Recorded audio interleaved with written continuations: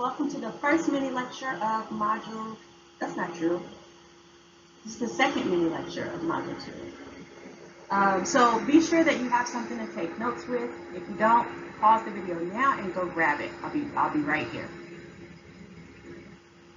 All right, so in the pre-test, you had to make a determination if certain things were living organisms or not.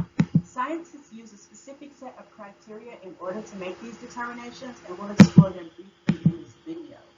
In a way, each of these characteristics will be explored in depth in each of the modules of this course. So as we go through here, I'll try to point this out as we go, and it'll be kind of another look at the syllabus. In order for something to be classified as a living organism, it must meet all 7 of the criteria described on the screen here. So the first item is organization. Is the thing that you're looking at organized? And when we talk about organization in living things, what we mean is this. Is it composed of atoms? Do those atoms come together to form molecules?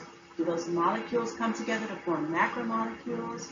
Are these macromolecules processed by organelles, which are the subcellular components of a cell? And are those organelles arranged inside of a cell and working together?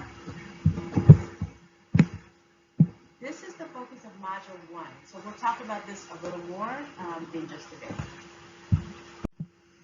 The second criteria is response to stimuli. Do the leaves turn to face the sun? Does it run away from danger? Does it move towards food? There are a lot of different ways that organisms can respond to stimuli, and in a way we'll explore many of them during the course of the semester. So we'll start this work in Module 3 when we talk about the characteristics of prokaryotic and eukaryotic cells, but you'll see this kind of as an underlying thread as we go through the semester. The third criteria is reproduction. Can this organism make more organisms in its own likeness? And we'll talk about this in detail in Modules 6 and 7 when we discuss cell division. The next criteria is growth and development. Do these organisms grow and develop over a lifespan? So do they start off in newborn form and then move into adult form? This will also be covered in Modules 6 and 7.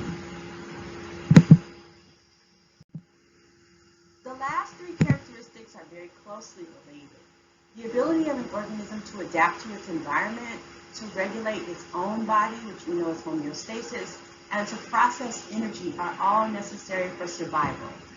So now that we understand the 7 criteria for something to be characterized as living, we'll look at the levels of organization. Living organisms are arranged hierarchically. At Guttman, we take on this discussion from the macro or larger levels and then break it down to the micro or smaller levels. So in Gen Bio 1, you learned about the biosphere, ecosystems, and populations, all those things on the right side of this chart.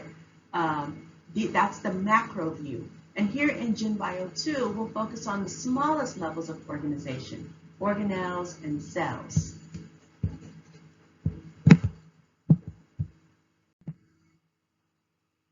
Now go back and take the characteristics of living things post-assessment so that you can move on to the next topic, which is the chemical makeup of living things.